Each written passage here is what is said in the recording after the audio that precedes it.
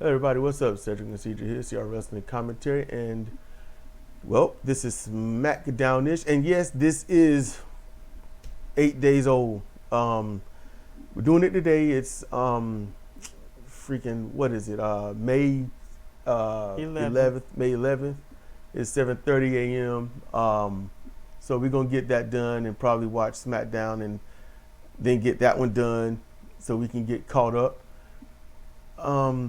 First, we're gonna do this thing. I did a video, well, audio, talking about I didn't want to be a thief, and well, okay, and Mr. Jones, he says, I like saying it that way. He says that he likes that when I respond to his comments, but okay, I just didn't want to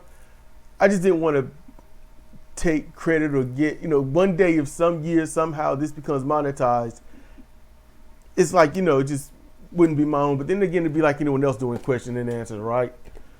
So from this point going forward, we'll start reading the comments again. We'll do that. Since, you let me know right here, you like it.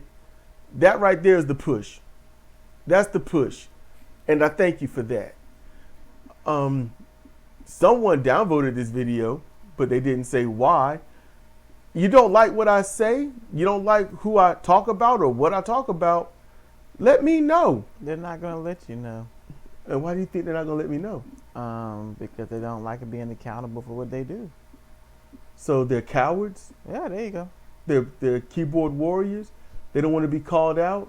They don't want their name out there so I can say something? Because truth be told, literally, if you said something like, I don't like this because of this reasoning, that's why I voted this down, then I'd be like, okay, let me contemplate that, because it might be something that I can legitimately grow from, and it might be something that would help you out, especially if you want to hear what I say but don't like it. It might change what I say. Legitimately, that's the truth. So you being a coward is really messing both of us up. So, be a little punk bitch. That's just you. But you're hurting everybody else. Be strong. Mr. Jones, he'll tell me what he don't like. And I've never bit his head off. Some of the stuff I done changed. Some stuff I'm like, I'm gonna do me. So y'all be strong like Tao Jones. I think that's what I'm saying. It Tao or Teo or Tayo. Hopefully it's Tao. So that's gonna do it for that. If y'all hung in for this long, I know the average duration is 39 to 2 minutes when they listen to this. So we go get into SmackDown now, but thank you, Mr. Jones. if you can get why I'm saying it that way, beautiful. So you want to say something? Nope. Okay, but you're gonna have to say something. Yeah, in a minute. Yeah, because we're gonna get into SmackDown. So you did the notes. You're gonna headline it. This is all you, baby. Go ahead and tell them what you're gonna do. Let us talk to you. So the show starts off as usual, showing the wrestlers walking into the arena, and they show Priest walking into the arena, and he spies Jacob and Solo, shoves Jacob and tells him he's coming for his belt, and all of the refs and the representatives and everybody come out of nowhere like ninja and start breaking them up, and they're all fighting and jaw-jacking and trying to get to each other. And at the same time, LA Knight walks up, in his wrestling gear, looks at the goings on and keeps on going and cruises on out to the entrance, and they cue his music and he comes on out. Yeah, he just smoothed on by. I like that. Mm-hmm. He didn't draw any attention. He just They ain't got nothing to do with me right now. I'm gonna go out here and take care of business. Yep. He heads to the ring and they play his music and the crowd's about it, and he does his thing and they cut the music. And he starts talking about how was it his shot for his title that he didn't win? He said he didn't get his rematch, but that's okay. He got a number one contendership match. And that didn't go well because Priest. Priest. And then McIntyre was involved. And then Priest came out. he just came on out. He didn't come out to the bells and whistles. He didn't pull a Cody or a Drew McIntyre where he got to do the entire entrance for 2 minutes of speech. He came right he out. He just walked on out. So much love for that. We appreciate that. Yes. So LA Knight and Priest start talking, and they make it clear from the get-go that they don't have any beef with each other. You know, it's no animosity. But it was so, it just, okay, that, everyone, is what you call droning on. And I wish WWE would stop trying to be, we are in front of you and we are theatrical. No, these two are digging at each other. Then it starts to get a little stale. Then it starts to get a little cringe. Then it's like, okay, are y'all going to kiss or fight? Because it's like, I'm picking on you. I'm picking on you. What you going to do about it? I'm picking on you. What are you going to do about it? And it's like, man, we know what this is. We know what this is. We know you're trying to build up to something. Both of them are giving each other this stare like, okay, the next part. And I'm like, just bring up McIntyre. Stop insulting each other. If you really won, you didn't win. I would have kicked your ass. I saved you. Yeah, it's like, all right.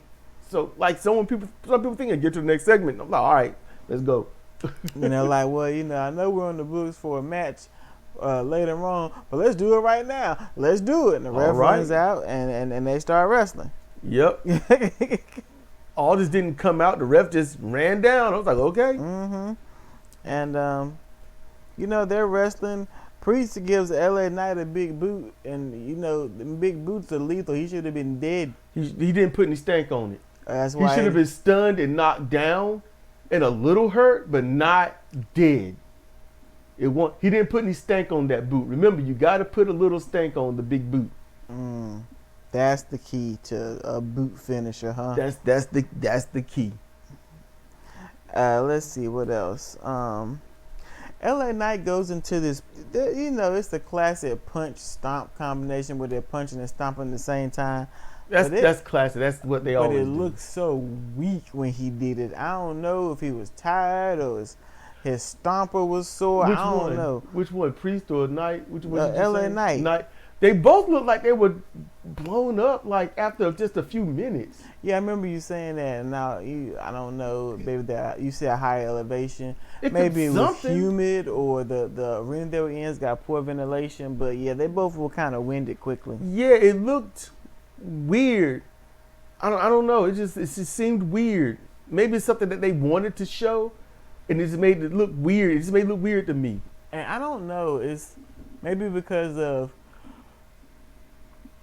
Sorry. Maybe because they did seem kind of blown up. It seemed like this match went too long. They got a "This is awesome" chat, and it's not like the match was bad, but I wouldn't go to the level of awesome. It was an okay match. It was a match. Yeah, they did what they're supposed to do. But at the end, Solo comes out with Fatu, and they both interfere. We were waiting on it for the longest. We were, and I don't mind Jacob interfering because I like the idea of the champion coming out and being like, you know what, y'all both want my belt and I'll take you both out. Yep. I like that. A strong champion. This is a champion that Cedric can like. Because all she's done is complain. Hey, I stopped complaining about Cody. I just let y'all know that I didn't get it, and then that was it. Apparently everybody else got it, so more power to you. Hey, when you come to the WWE, tastes the same. When you come to the WWE from another known company, you get a belt. That's what happened every time Christian came back. That's what happened anytime anyone else came back. You come back, you get a belt. Aleister Black, I do not see him staying in WWE too long. I see him being there, and in about 2 months, getting into a program with Nakamura that no one's going to care about. Yeah. And then WWE's going to be like, well, no one really cared about that program, guys. So what if you got to go?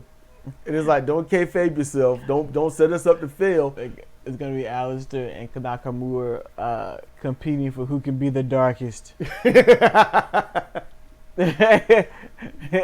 Who can be the most in the shadows. They should both come to the ring, holding each other back by their gear, trying to walk the slowest, but yet ahead of the other in darkness. They're gonna do a backstage promo in the back. It's gonna be in complete darkness. Them just looking at each other. Ain't no point in them talking. he can't understand Nakamura, and nobody wants to hear Aleister Black. So there you go. However, they would make a great and I think devastating tag team. If you could see him, he wouldn't be able to see him work. They'd be in the dark.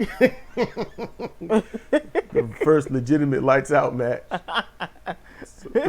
Talk about being mad and want your money back. That should have been WrestleMania. Oh. Okay. So let's see. The next match was a tag team match that I do not think we watched in its entirety, but it was Fraxium, which is Frazier and Axiom, new tag team additions to SmackDown. From NXT. They former NXT champions. Versus Pretty Deadly. And the interaction between them and Pretty Deadly in the back was kind of amusing because it was very cringe.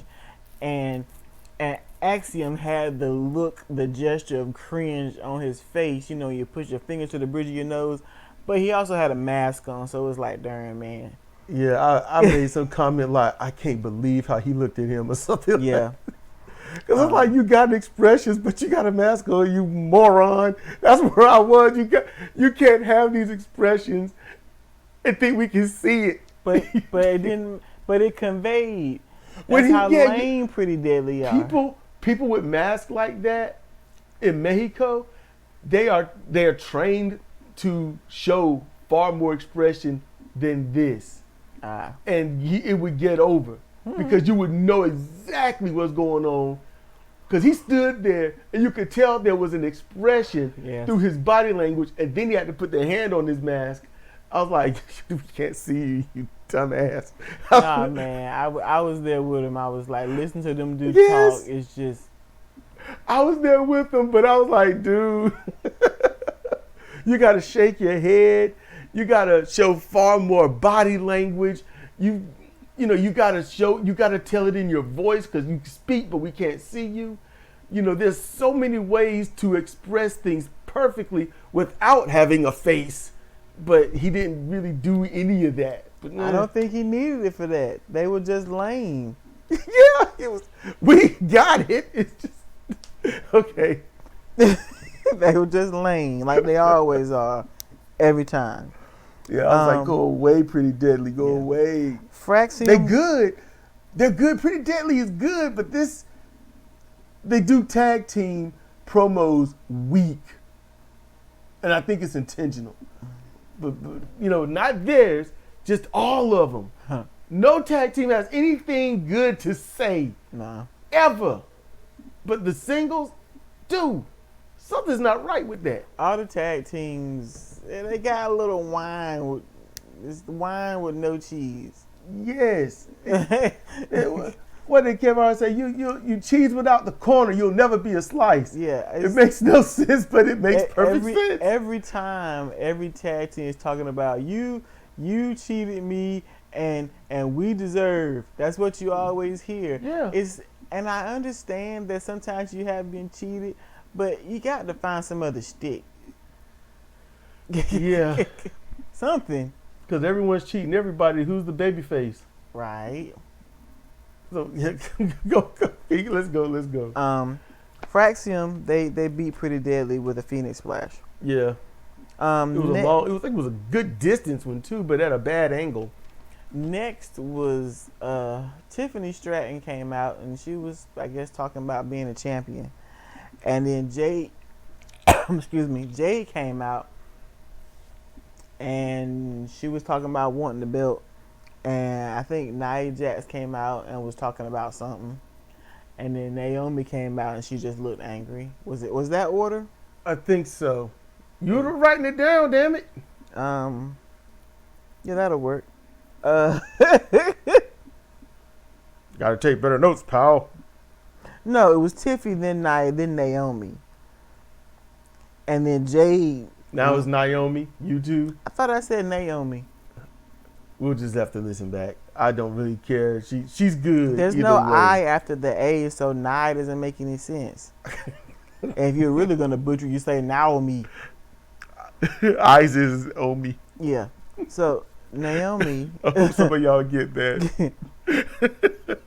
Wade. So Jade comes out and attacks Naomi. And then when Jade comes out and attacks Naomi, Tiffy takes her shot at Nia because Nia was out there complaining, you were under my tutelage the whole time, yada yada. Well, essentially, if I remember correctly, Nia was just throwing her weight around on Tiffy. Naomi, I like her. I really do. I like her now so much because she's out there being big girl. She got her woman pants on, and then Jade comes out. She was like, Mom, I'm sorry. I was like, no, it's too late now. I like that. But she'll take it to Jade. Her and Jade is undergoing more mentorship and training. Hopefully Jade can get it. I think Jade's coming along. She is. She's coming along. But she ain't got but another year to get this right. So, They keeping Nia around. Yeah, that's because somebody else is in charge. When that somebody wasn't in charge, Nia was gone. Nia, okay. It's too bad that people suck. Yeah. So they're fighting in the ring, and I guess didn't Nick Aldis say, "Hey, y'all can do this? Yeah, tag team. Tag up Tiff and Jade versus Naomi and Nia for the main event because they had to replace the main event because Priest and LA Knight fought in the beginning. He didn't even say it was the main event. He just said y'all can wrestle. Oh, really? Yeah, he didn't even announce it was the main event. I guess it was just the commentators that spoiled that it was the main event. The commentators tell way too much. Y'all should be all sometimes in the dark like us.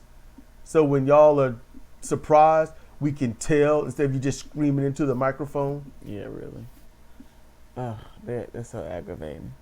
Okay, so next, The Miz is in the back. He's in his wrestling gear, and he's back there with his tag team partner Hayes, with his gaudy Andre the Giant necklace on, and the Miz cuts a really good promo about who he is and being disrespected by Aleister Black on the last SmackDown, and he goes out and he does his thing, and Hayes follows him out there, and then Aleister Black comes out and they have a match, and I thought, to me, this made the Miz look so awesome. Yeah, Miz did good in this match. The Miz is underutilized, underappreciated. No, not appreciated. I don't care how long he's been there. I don't care of the many/few belts he's won. I'm annoyed that I haven't seen this Miz. If this was the Miz I was introduced to when he first got there, back in the day, yeah, I would be like, this dude should be champion. This guy right here rocks. I put all my monies behind this dude because he make me literally believe everything he says. That's Jacob Fatu level. That's heel Cena level.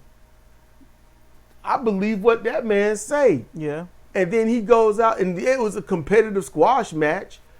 But man, Aleister Black is the one that, he got some nice strikes. I like that. He does stuff that he should never do again, like that side moonsault, backflip, and then sitting cross-legged. But he shouldn't, because all he got to do is slip once. It's over. It's over. Mm-hmm. I would not be doing that. But I thought that match was amazing, though. Yeah, I mentioned, Miz was doing a good job. He was fighting dirty at points. Yes. Which he should have. Here's the thing, he was fighting dirty, but not even the fans booed it. No, they didn't. I don't know if they were identifying who the heel would be. It's like Aleister Black. I think he got a cheer when he first came back, but it seemed. Did it seem like he didn't get much from this crowd? He didn't. He didn't. Yeah. I think this crowd is solidly behind the Miz. I think that Aleister Black has to wash off Malachi Black. Probably. They probably see this is WWE people are emotionally loyal. So they're probably seeing him as an outsider now. Like, you left us, you betrayed us. Cody is different. He was Stardust. No one gave a damn. He didn't give a damn. WWE didn't give a damn, and they got rid of him. He forged his own NWA champion. He worked the indies. He worked those the subtle tier areas like the NWA that was on a rebound. He went to New Japan Pro Wrestling. He did that there with Kenny Omega's Bullet Club. He went to Ring of Honor. Yep, went to Ring of Honor. Then he eventually goes and helps forge AEW, which bought Ring of Honor. He did all that. He tried working programs. He workshopped stuff. He's doing everything he can. And WWE is like, you're good. We want you because you pretty much a shark in a guppy tank. And he's like, I want this. So he bring him in, work it over. Don't give him a belt so soon, but put him on the title chase. Test his promo skills. They did that for a while. Gave him the belt. This is where he is. Aleister Black is, I mean, he's the dark, evil striker that no one should mess with, and then politely thanked Cody. I was like, don't do this. And that was like his, roads to something. And they was talking to wrestlers, and Malachi Black was one of them. Malachi did the best he could in AEW with booking that just sucked. Kings of the Black Throne was freaking awesome. Yeah, they were. The House of Black was awesome. But it is what it is. Hopefully he gets used here, but the crowd won't feel in him. Miz, and I think that's why. Miz landed a double axe handle on him, and it was weird because it was like delayed. He said, to me, he shouldn't have landed it. And Aleister Black gets thrown out the ring and lands with a splat. He threw him out that ring, and he missed the rope. I was like, I really hope that was intentional. Because he missed the rope. He splatted right there on his side, his hip back area. And I'm like, man, that was bad because that's a 6-foot drop. Yeah. Hayes tries to interfere on behalf of his partner. Him and Black face off briefly. But in the end, Aleister gets the win. Yeah, he does. He did all those strikes, but his finish was a spinning back heel kick. And it was swift. It was brutal. But I'm like, dude, you could have done that at any given point in the match. That was the fastest attack he had. I was like, he could have done that at any given moment, so why drag it out? And the thing is, that finisher, he can put on anyone at any given moment. It can come out of nowhere. Literally, that's a move that can come out of nowhere. It's so quick, you don't know when it's going to happen. That's when it's out of nowhere. And sometimes you don't see it until it lands. That's the audience. You don't see it until it lands. That's out of nowhere. RKO, you see it coming a mile away, unless they take the camera off of them. Yeah. And then it's like people at home didn't see it. Yeah. It's not out of nowhere. It came from the right. That's how I see it. So I think he should rename it to the RKO out of nowhere. That's the whole name of the move, because that's not exactly how it is. Okay. That's how I think it. Just rename it RKO out of nowhere. Let's see. The next match was Zelina. Is it Zelina Vega? Yeah. Versus Piper Niven.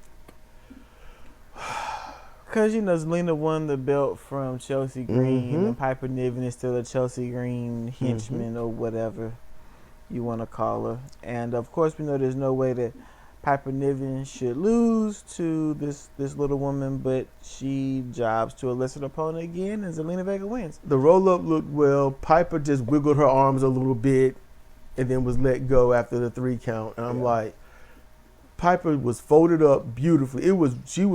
It shows how flexible she is.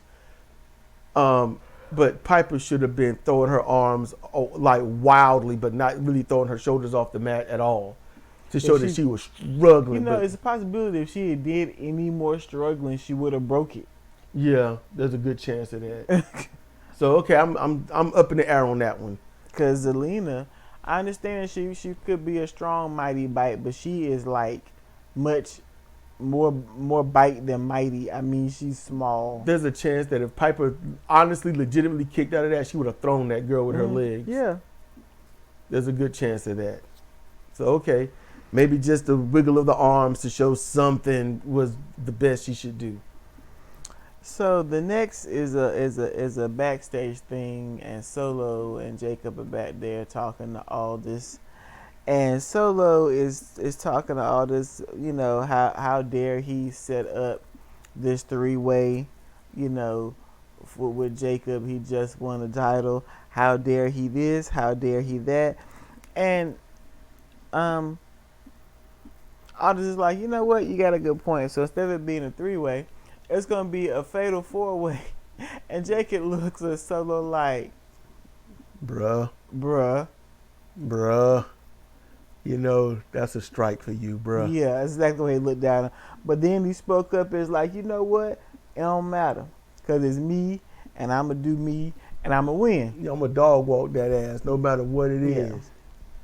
You know, he's like, I'm all gas, no brakes up in here. And then he walked off, and then Solo had to try and be indignant. What did he say to him? It's like, why you trying to sabotage him or something like that? Why you trying to sabotage Jacob 52? And Aldis said, I'm not trying to sabotage him, you are. And walked off. Yep. And Solo did a poor job of looking innocent. Yeah, he looked like, why you put my business out there? Yeah. Don't be telling everybody the truth about me. Mm-hmm. They don't want me, that was somebody else. Ha. So next, Randy Orton comes out and said that Cena's got a Lego head, and that he's gonna punt him. Yep. And that was it. That's pretty much. It took him a while to say it all, but yeah, you know, those are the highlights. It take us a while to say a lot of stuff. That was the highlights. Let's see. Next was Rey Fenix versus Santos Escobar. It all started in the bag, and Escobar's talking trash to Rey Fenix. And Ray was like, you know what? Because then he started talking about his brother. And he was like, you know what? Shut your face. I don't want to hear it. Just meet me in the ring. Yep. And one person I trust out here, you want to fight? Let's go out and do it. And the fans was like, yeah. And I was like, okay. They responded. Yep. And so they go out there. And I think they did a good job. Yeah, they had a good match. But you knew who was going to win. Yeah, you knew who was going to win. Santos Escobar. He lost. Again. He lost to a top rope meteor. And then Escobar goes to the back, right? So, okay, he got two dudes in his stable. One dude, I don't know his name. The other dude with the mega dimples, he's a cutie pie. You tell him I was at the church. I told him nothing. Look at me now. His name is Berto. And so, you know, Berto fought Phoenix and lost, and Escobar act like he could do better. What did Escobar do? He fought Phoenix and he lost. And Andrade walked up and said something to that effect. You know, you lost, man. Andrade walk in cleaner than clean. Said he had no respect. Berto was clean too. No honor and no integrity. Yes. And the other dude started laughing. And then he had to cover his face, you know, because he had to straighten up his face because, you know, he shouldn't be laughing. And then Escobar grabs this dude by his shirt like he's a child and drags him off. Let's go! And then Andrade looks at Berto like, hey, man, you know, you deserve better than this. Yep. And then Escobar comes back in the scene. Let's go! And Berto looks at Escobar and glances at Andrade like, you know what? I do, but he follows dude, right? Yep. So, you know, something's coming down. Andrade's been working Berto for a minute. Andrade is a pest. He is. And I am loving it. And Andrade and Berto, they were both clean. Yes. Clean. And business, mafia clean, street thug clean. That's what it was too. But I was like, what y'all gonna do with this? Because I'm like, you know, Escobar's group is not doing anything but losing. And I'm like, y'all should do better than this. They got no proper motivation. Every time Escobar's talking to them, he's talking trash. And people forget I'm gonna tell you it all straight up, and this ain't gonna drone on. Andrade, that dude is the one, for all that I can tell. Okay, he's the one that made his faction. He's a leader. Okay, that's the one that did that. Those facción ingobernables. You know, he's the one that did that. Him and Rush. They did it up. They spread it out to New Japan through Naito, so Japón. So basically they did what the NWO did, but they did it better because they kept the group small. Yes. And they didn't recruit everybody and their mama. So I mean, just saying, Andrade knows how to be an awesome leader to a group. And talking trash to him every time y'all on TV, that's not the way. No, it's not. It's not the way. I wish they could get Rush, put him in a short 3-month program to retrain a few things, knock some ugly off of him, because Rush would be really good there. He's decent. He's actually really good at English. He's really good at English. He's a great wrestler, but Rush is gonna be Rush, I think. And he's passionate in what he say.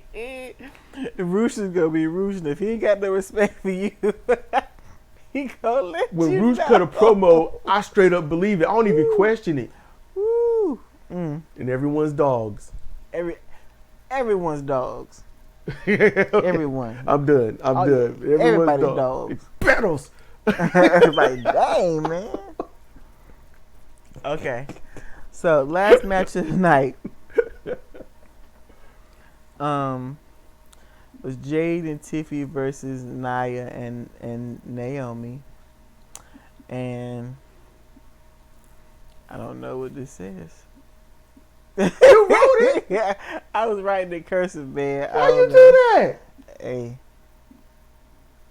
You know your print ain't that well. You gonna do it in cursive? Shut up. That's why I type it out on the computer, because neither mine are good. I'm not well at the script, so I gotta type. My calligraphy don't calligraphy. There wasn't a whole lot to say about this match, honestly. No, there won't.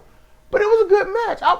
It's one of the matches where you be like, okay, and then you end up watching it. Yeah. And just watching it, and you're like, this is good. And you just keep watching. You can't help it. You're like, this is really good. And I admit they didn't need Nia Jax in it. No, they didn't.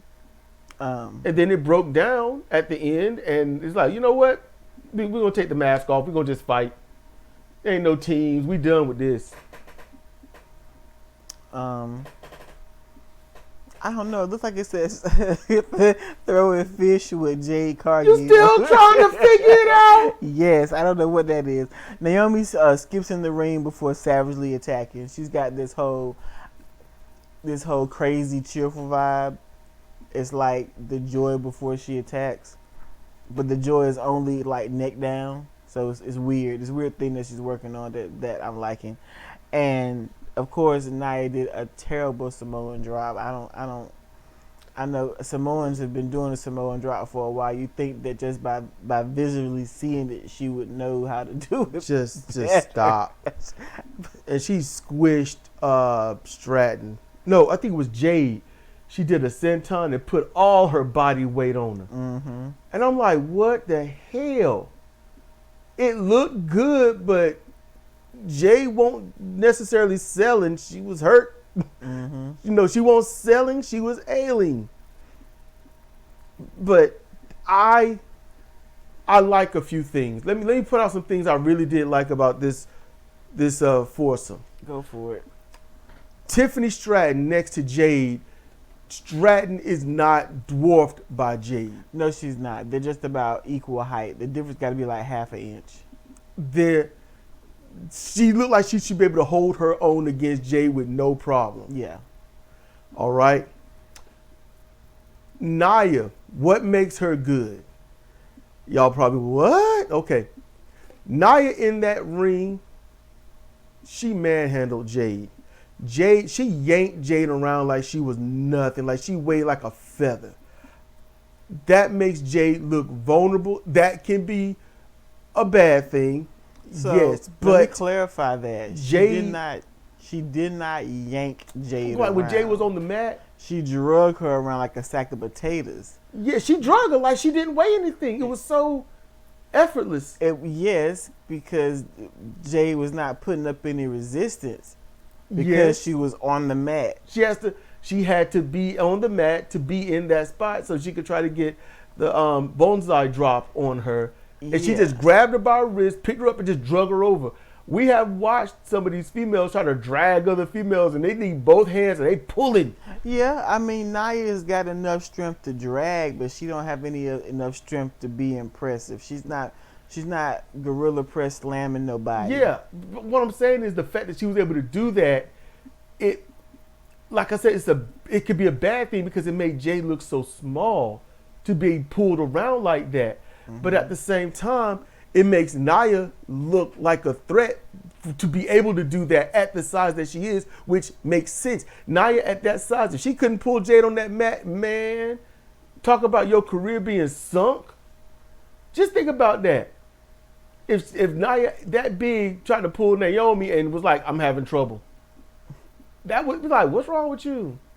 The mat is so slippery. We've seen wrestlers slide all over it. What's wrong with you? Mm-hmm. You know, that's where I would be with that. I just wanted to point that out. Okay. I guess she can have a modicum of credit. It's a little bit. A little bit. It's a little bit. You know? And Jade, she still looked impressive. She still looked good. She got the power bomb on. She did, Kane's power bomb, that falling power bomb. Mm-hmm. I thought it looked good. Yeah. And it was on Nia, which was great. Yep. Because that, of course, made her look powerful. Yep. I can't remember who won the match, and I didn't really care. Damn you. I don't know who won either. That was your job to write it down. Hey, man. I'm still trying to figure out why somebody's throwing fish. I don't know what this says. I think it does say fish because I think we heard something that wasn't said, but it's been so many days you done lost the plot. Probably. So this is all about fish. It's all about fish and how you throw it. It's all about scales and if you can clean them. Ew. I'm guessing Jade and Tiffy won, but I really don't remember.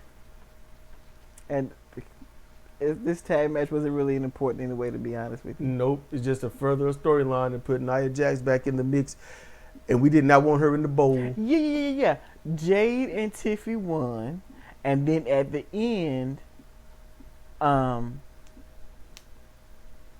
Jade grabbed Tiffy's belt and tried to give it back to her, kind of, but then she wouldn't let it go. And she put it on her shoulder like, this is nice. Yeah, she did. She was liking the feel of that.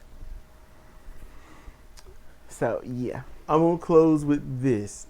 Jade had, in AEW, the best title moment in pro wrestling history. Screw Shawn Michaels and his boyhood dream and all that. When Jade, before she left, she won back that TBS belt. She held it and she looked at it and said, I missed you so much. That right there, that was money. That was beautiful. Mm-hmm. That shows somebody that's like, I'm going to kill somebody. They try to get this from me. Yeah. And then she left. But still, that was beautiful. It was. So Jade winning the belt, if she does something like that, they can't just transition champion her. No. They got to let her put in the work. She's got to be not a forever champion, but she's got to be a champion for a while. But she's got to earn it. She's got to earn it. She's got to earn it and visibly in the ring and physically, she's more impressive than Io Sky. Yeah. Honestly, so is Bianca, and so is Rhea Ripley. Yeah, I don't know what. I don't know. I don't understand that, but I hope this ain't a ploy to get some Japanese promotion to be in favor with them. That's what I'm hoping. I said I was going to close in, but she just kept saying stuff. So it ain't my fault. Then close up, man. Oh, it ain't my fault. Yeah, y'all finished it for me. Thank you. So with that, this has been a Central Procedure for CR Wrestling Commentary on Friday Night SmackDownish. And with that, I want y'all to be cool, be chill, be safe, so that we can see you next time.